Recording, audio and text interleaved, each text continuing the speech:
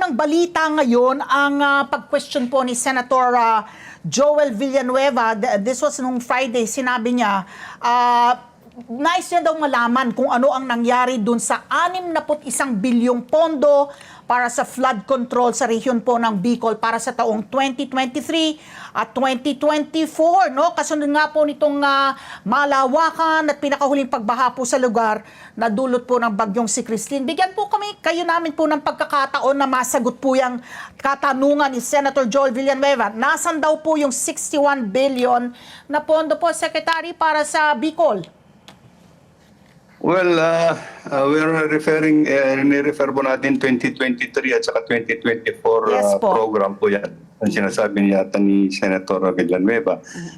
Sa yung programa po ng 2023, I hope you will understand na yung paggagawa po natin ng mga programa na infrastructure, we are given 2 years actually to implement each fiscal year po, no? So yung 2023 program natin, lahat ng infrastructure program, we have until end of 2024 to substantially complete everything, no, yung nakalaan sa 2023. So, ang sinasabi ko po, yung sa halimbawa 2023 budget, we are still in the process of implementing the remaining projects at this point in time po. Let me also point out that yung 2023 budget, I don't know how much na naisabi ni Senator Villanueva. This is distributed among the 5 provinces yata in the Bicol region po. So, nandyan yung Catanduanes, Masbate, Albay, Camarines Sur, Camarines Norte. Yun yung mga areas po na yan. Yeah. So, nandun yung lahat yung mga projects na ginagawa po nila. Sa 2024 po, 61.42 billion po for 2024 ang binabanggit niya at 31.9 billion naman po for 2023. So what you're saying po... I would not know kung 64. I thought the entire program na sinasabi is actually almost all 60 billion yata. 61 po. Break down Anyway, po niya between 2023 and 2024. And what you're saying po, Secretary, is ongoing naman po yung mga proyekto, no? Yung 2024 program po namin, kasalukuyan po ginagawa in all the provinces in the Bicol region. We have until 2025 to complete all these projects naman po. Now, what I'm saying is actually, okay po nandoon po yung mga flood control projects that are being implemented. These are to address yung local concerns for the time being. Hindi po ito yung, I don't think that the flood control projects na ginagawa po ng department ngayon will be able to address ganito yung climate change phenomenon na dumating sa Bicol region. Kasi iba po ito eh. Hindi ho, there is not going to be any engineering intervention at the moment na pwedeng ma-address yung ganitong dilubyo na dumating. Kasi napakalaki po ito eh. Yeah. All over the world. Hindi lang po naman sa Pilipinas nangyayari po yung mga ganitong pagkakataon na ngayon eh. Because of the climate change po. Yeah. So I think kung ngayon, kaya nga nung pagpunta namin sa Camarines Sur, the President has instructed the department to look into a major flood control program for Bicol River.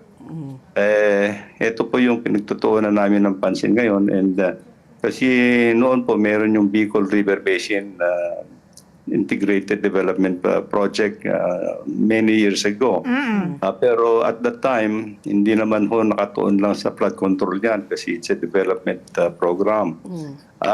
This time, luckily we were able to undertake yung updating of the master plan for the Bicol River Basin Flood Control Program.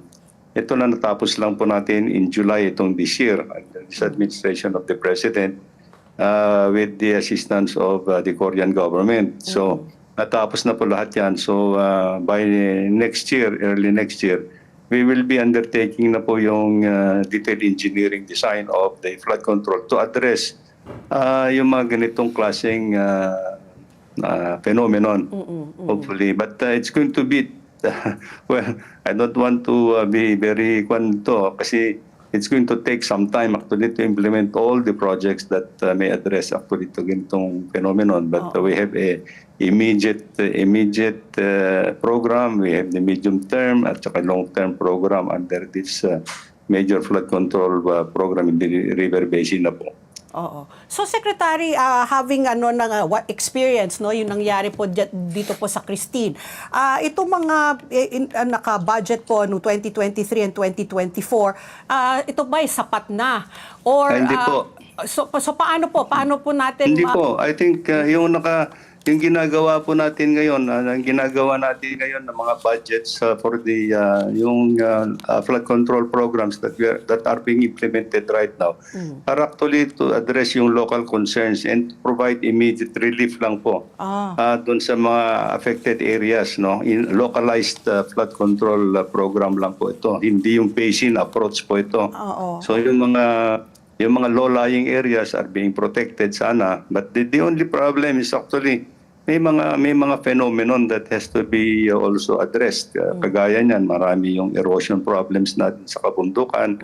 Napansin po namin na lahat ng mga rivers ngayon are actually silted, mababaw na po yung riverbeds. Yeah. Kaya madali hong umapaw yung mga tubig. So I think these are the things that we have to address actually immediately na dapat may increase natin yung carrying capacity ng mga rivers natin ngayon. Yeah. Let's get together. Sunnet 25. Sunnet 25.